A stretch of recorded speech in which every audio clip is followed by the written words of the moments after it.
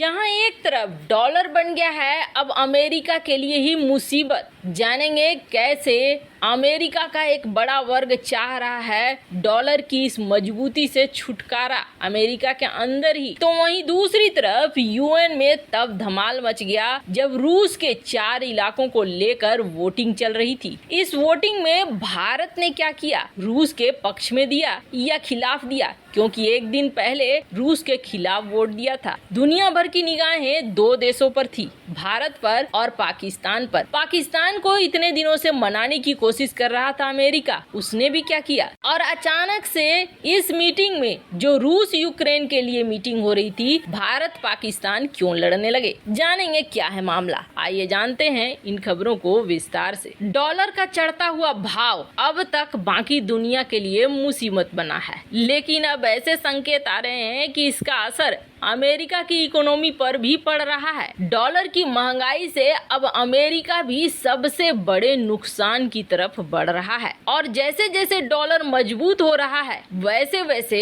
America का एक खास वर्ग इसके खिलाफ होता भी जा रहा है कि अमेरिकी कारखानों की कमाइयां घट रही है। अब आप सोचेंगे ऐसा कैसे, इस वक्त तो युद्ध चल रहा है, बहुत सारे हथियार बिक रहे हैं, तो अमेरिकी बाजारों को तो लाभ हो रहा होगा ना, पर इसका उल्टा हो रहा है। विदेशी कंपनियों को अमेरिकी बाजार में खूब लाभ हो रहा है, लेकिन अमेरिका को नुकसान हो रहा है। जब महामारी का दौर आया, सप्लाई चेन टूट गया और चीन ने चीजों को पहुंचाना बंद कर दिया, तब हालात ऐसे बने थे कि कई देशों ने, जिसमें अमेरिका भी शामिल था, semiconductor, auto parts, aluminium can, कई तरह की चीजों को अपने ही देश में बनाना शुरू कर दिया। फैक्ट्रियां लगा दी गई कि अपने ही देश में बनाओ, नहीं आ रहा है माल तो नहीं लेना है। बात भी सही था, अपने देश के लोगों को सस्ती सामग्रियां मिलने लगी। और अब क्या होने लगा है, जैसे जैसे डॉलर मजबूत हो रहा है, जब ये कंपनियां जो बाहर माल बेचती हैं वो बेचना चाह रही हैं, तो लगभग सारे देश की मुद्राएं घटी हुई है, करेंसी गिरी हुई है। करेंसी गिरने के कारण इन्हें जो मुनाफा होना चाहिए वो मुनाफा मिल नहीं रहा है और यहीं पर जब दूसरी कंपनियां बेच रही हैं तो उन्हें फायदा हो रहा है, क्योंकि उन्हें डॉलर में पेमेंट मिल रहा है। अपने देश में जब वो उसे एक्सचेंज कराते हैं तो डॉलर की वैल्यू उस करेंसी से ज्यादा होती है, जिसकी वजह से ज्यादा पैसे मिलते हैं। अब इसका उल्टा असर खुद अमेरिका के मैन्युफैक्चरिंग सेक्टर पर देखने को मिलने लगा है और ये सिलसिला अब अमेरिका को थोड़ी परेशानी में डाल रहा है। खैर, जहां एक तरफ ये सब कुछ हो रहा है तो वहीं दूसरी तरफ यूएन में कल की वोटिंग बिल्कुल मजेदार रही। एकदम से ऐसा लगा जैसे कि बहुत सारे देशों की रणनीतियां फेल हो रही हैं, तो बहुत सारे देश सामने निकल कर आ रहे हैं। लेकिन इस मीटिंग में सबसे खास बात ये रही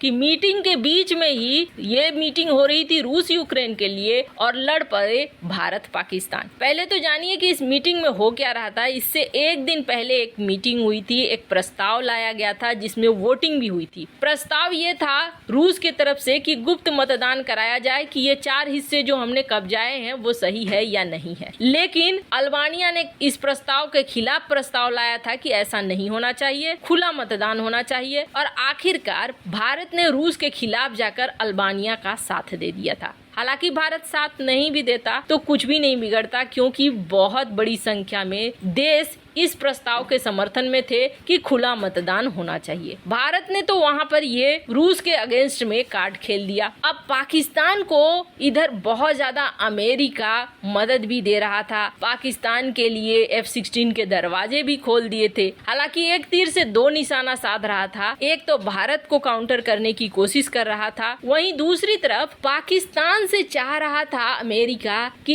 इस वोटिंग में वो अमेरिका का साथ दे। अब ऐसा क्योंकि अमेरिका को लग रहा था कि दक्षिण एशिया से कोई भी साथ नहीं देगा, रूस के खिलाफ नहीं जाएगा, तो ये एक बड़ी कमी होगी। दुनिया के सारे देश एक साथ आए, एक सुर में बोले, एकदम से खिलाफ बोले, तो ये फायदेमंद होगा। हम दिखाएंगे कि देखो दुनिया का कोई भी कोना ऐसा नहीं बचा है जो रूस के खिलाफ इस वक्त नहीं बोल रहा है। अब जैसे ही ये प्रस्ताव लाया गया, इस प्रस्ताव में बाइडेन ने कहा कि रूस किसी भी देश को दुनिया के नक्शे से नहीं मिटा सकता है और उसके जमीन को नहीं हथिया सकता है। रूस ने ये गलत किया है। अब यहाँ पर जनमत संग्रह होने लगा, वोटिंग होने लगी। इस वोटिंग के बाद बाइडेन ने एक बहुत बड़ा बयान भी दिया और ये बयान कहीं न कहीं भारत और पाकिस्तान दोनों को एक बड़ा संदेश था। जैसा कि हाल ही में रूस ने यूक्रेन के 4 इलाकों डोनेस्क, लुहांस्क, खेरसोन और जैपोरिजिया में वोटिंग करवाया और उसके बाद ये कहा कि इन इलाकों को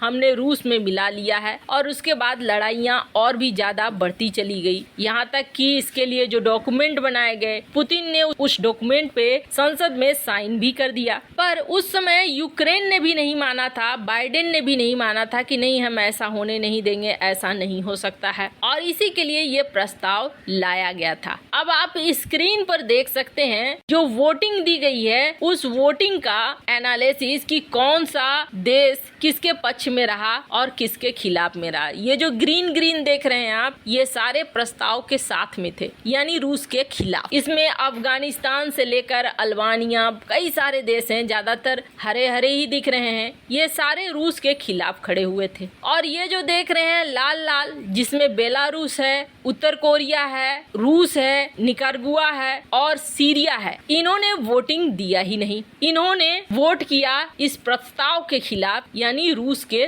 समर्थन में। लेकिन ये जो येलो कलर के दिख रहे हैं, Algeria, Armenia, Bolivia, China, Congo, Cuba, Mali, Bharat, Mongolia, Namibia, Kazakhstan, ये वो देश हैं जिन्होंने अब्सटेन किया, इस वोटिंग में हिस्सा नहीं लिया। और सबसे मजे की बात क्या है ना, अमेरिका ने बहुत कोशिश की पाकिस्तान को साथ लाने का, लेकिन पाकिस्तान ने भी भारत की नीति अपनाई और यहाँ पर इस वोटिंग से पाकिस्तान दूर रहा। हालांकि ये वोट पास हो गया, रिजोल्यूशन प्रस्ताव जो था वो पास हो गया। रूस के खिलाफ इतनी बड़ी संख्या में दिख ही रहे थे, करीब 143 देशों ने साथ दिया अमेरिका का इस प्रस्ताव पर। और इन सब के बीच ना एक बड़ी आश्चर्यजनक घटना हुई। पाकिस्तान और भारत इस मीटिंग में ही लड़ पड़े और कारण कौन बना? कारण बना पाकिस्तान। दरअसल पाकिस्तान ने इस मीटिंग को फिर से जोड़ने की कोशिश की भारत कश्मीर मुद्दे से। रूस पर बहस के दौरान भी पाकिस्तान अपनी हरकतों से बाज नहीं आया और कश्मीर का मुद्दा उठाया, जिसके बाद भारत ने भी जवाब देना शुरू कर दिया। भारत ने यह कहा कि आपको नहीं लगता है कि ये इस मंच का दुरुपयोग कर रहा है? रूस यूक्रेन की हो रही है और ये अपने लिए इस चीज का इस्तेमाल करना चाह रहा है। जम्मू और कश्मीर भारत का क्षेत्र है, अंग है और रहेगा। हमें पाकिस्तान से ये कहना है कि आतंकवाद को रोके ताकि हमारे नागरिकों के जीवन की रक्षा हो। साथ ही साथ भारत ने ये भी कह दिया कि आप जितने लोग बैठे हुए हैं, ये आप लोगों का भी अवमानना है। बात रूस यूक्रेन की हो रही है और बार बार पाकिस्तान झूठ बोल रहा है। खैर, पाकिस्तान अपने छिछोरेपन से बाज नहीं आएगा। वैसे आपको क्या लगता है, बाज आएगा? कमेंट कर अपनी राय जरूर बताएं।